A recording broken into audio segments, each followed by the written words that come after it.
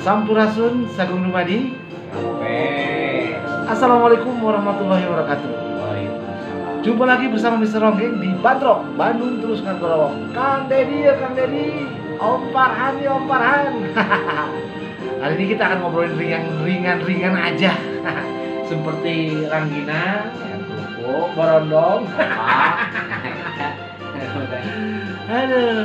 Oke, Bandrokers dimanapun berada, bicara masalah keseharian ya. Di kota Bandung ini banyak sekali bermunculan UMKM tentang kuliner dengan berbagai brand ya, dan macam-macam. Ada yang berbau mistik, merek atau brand kulinernya, rawon setan lah, apalah ya. Terus juga ada yang berbau berbagai macam lah. Nah, ada yang disebut dengan masakan khas Nusantara. Kalau Kang Dadang sendiri melihat masakan Sunda itu khasnya dari mana? Oh, sudah banyak khas dari Sunda. Dari rasa. Kalau jawaban seperti itu mudah ya, tapi kalau rasa itu yang membedakan. Seperti apa rasa? Rasanya tergantung lidah orang Sunda. Rasa tergantung lidah orang Sunda. Iya. Jadi kumaletah gitu. Dan yang memproduksinya juga orang Sunda asli. Oh, yang makannya juga? Dari dulu. Terus yang makannya? Turun Sunda. Orang, kalau yang makan silakan aja orang mana juga. Yang penting hasil produksinya laku. Itu kalau yang makan mah. Pasti kalau orang luar makan di kita, Ya. berarti bagus. Berarti dia juga menikmati makanan khas Sunda. Begitu. Bandrokers, jelas nggak? Kalau kurang jelas, datang ke rumah Kang Dadang, nanti dipuaskan di rumah Kang Dadang ya. Kalau belum puas ya, silakan nanti dipuaskan oleh Kang Dadang di rumah Kang Dadang. Nah, Bandrokers, masalah kuliner itu kan ada ciri khas masing-masing daerah. Mungkin Sunda itu lebih kental dengan pedas ya? Tidak semua. Tidak semua. Iya, tidak semua. Ya seperti apa? Tolong jelaskan. Nah, Jelaskan coba. karena kesukaan ada orang kan, ada yang suka pedas, ada yang tidak. Seperti saya sekarang tidak suka yang pedas-pedas. Saya jarang pakai yang pedas. Ya, Ini ada geskolot, nanya ada geskolot.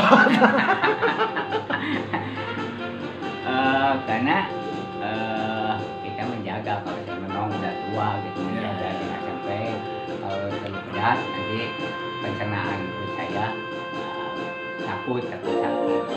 Akhirnya sian kering. Iya. Kang Dadang sibut sian kering.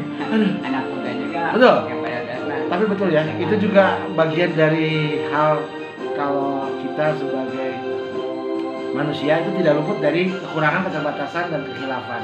Tapi intinya adalah kalau kita makan yang menurut badan kita tidak sesuai, akhirnya kurang bagus ke badan kita. Ya. Jadi asupan makanan itu sesuai dengan gizi, kadar karbohidrat, vitamin dan sebagainya. Itu harus diperhatikan. Betul. Kang Dedi perhatikan, Om Farhan perhatikan.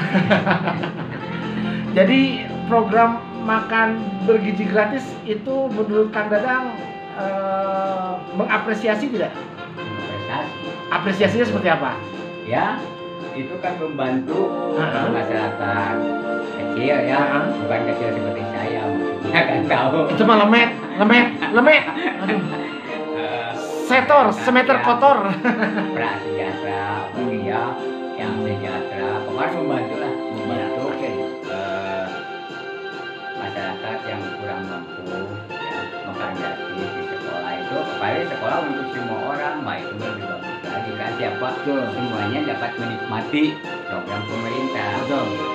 Jadi mahakarya anak bangsa yang berupa kuliner atau makanan khas Nusantara itu sudah dipikirkan kadar dan sebagainya, gizi dan sebagainya, vitamin dan sebagainya. Itu sudah dipikirkan oleh para nenek moyang kita sebagai pendahulu yang telah membuat masakan-masakan khas Nusantara. Kang Dadang, apa Kang Dadang sendiri merasakan bahwa masakan khas Nusantara itu ke lidah itu lebih kenal karena terbiasa? Iya. Bisa juga karena terbiasa. Apa Kang Dadang dulu juga penyuka pedas? Eh, tidak, sebenarnya saya kan wajar-wajar saja. Oke. Makan wajar saja. Tapi sekarang memang saya udah berhentilah, tidak terlalu sering kalau merasakan yang pedas sedikit juga saya memang udah udah. Remnya udah pakem cakram untuk pedas. Tapi Kang Dadang, bicara masalah asupan makanan bergizi, itu kan tentunya Bandrokers juga pengen tahu seperti apa sih makanan bergizi itu? Apakah yang berkaitan dengan anak bangsa ini butuh gizi agar kecerdasannya meningkat? Betul tidak? Betul. Kalau proteinnya cukup, Karbohidratnya cukup, vitaminnya cukup. 4, 5 sempurna itu. Iya. 4 sehat, 5 keadilan sosial bagi seluruh rakyat Indonesia loh. Oke,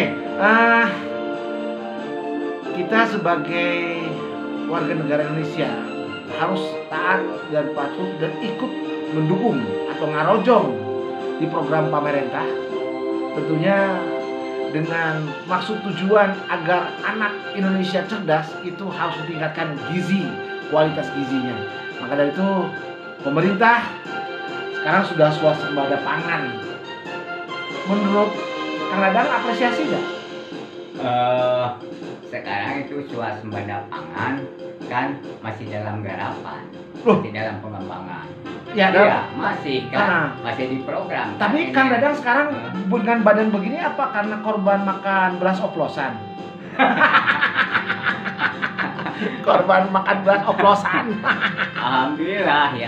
Iya. Soalnya kita tidak tahu dulu, saya tidak meneliti bahwa ini oplosan atau tidak gitu. Ya makan aja ya. Ya makan aja, yang penting saya berdoa supaya makan ini menjadi berkah dan sehat. Kesehatan gitu.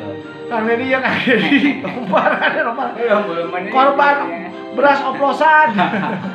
Nah, nggak korban, nggak tahu yang kita makan.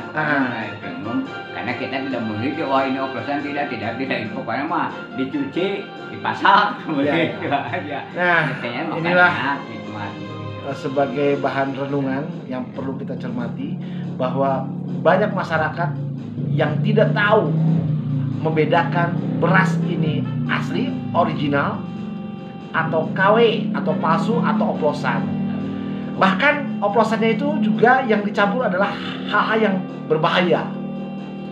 Menurut Kang Dadang, bagaimana cara kita untuk mewaspadai agar terhindar dari makanan-makanan yang mengandung racun, contoh yang berbahaya, termasuk formalin, borak, dan sebagainya. Tipsnya bagaimana atau caranya menyikapinya? Kalau menyikapinya, kalau mengandung formalin kan ada yang kenyal-kenyal juga, memang kita juga formalin itu kan kita juga tidak tahu, sebetulnya ada tahu kebanyakannya atau yang penyakit, tapi tidak tahu kalau dia mengandung formalin saja, karena kita makan tidak menyelidiki, pengetahuan kita tidak tahu asalnya bahwa ini mengandung formalin atau tidak, gitu aja masyarakat. Mungkin ini juga korban dari formalin dan borak seperti ini jadinya. Yang paling alhamdulillah ya berkah ya, tidak terhilang. Makanya kita kalau mau makan kan kita berdoa dulu. Nah, itulah. Eta orang Sunda teh. Kudoa, kekuatan orang beriman adalah senjata yang paling ampuh, adalah kekuatan orang beriman adalah doa. Nah, insyaallah. Dengan doa kita bicara tadi soal makanan dan makanan bergizi. Kang Dadang sendiri ada harapan nggak ke depannya seperti apa anak bangsa ini agar bisa mampu menjadi pemimpin di masa yang akan datang? Kalau masalah jadi pemimpin, apa karena dari gizi kan? Kan pemimpin itu terbatas. Pada pemimpin itu anak berjuta-juta, yang jadi pemimpin kan terbatas. Tapi kan gitu. Bisa menjadi pemimpin itu bisa jadi pemerintah, menjadi direktur, menjadi kepala perusahaan, menjadi pelopor. Itu pemimpin itu kan luas gitu kan? Iya. Paling bawah pemimpin rumah tangga, gitu ya. Sebagai pemimpin rumah tangga. Semua juga. Sekarang saya tanya, berarti pengetahuan bisa nggak bedakan kepala dan pimpinan?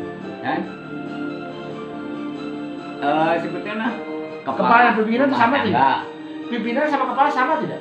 Kalau pimpinan di lembaga beda lagi. Enggak, saya tanya kata kalimat pimpinan dan kepala itu sama atau tidak? Persamaan. Salah, justru beda. Coba gini, Persamaan. membedakannya seperti ini. Persamaan. Anak itu terlahir kepalanya duluan. Coba sekarang kalau sama. Anak itu terlahir pimpinannya duluan. Iya, itu tergantung kata bahasa kan.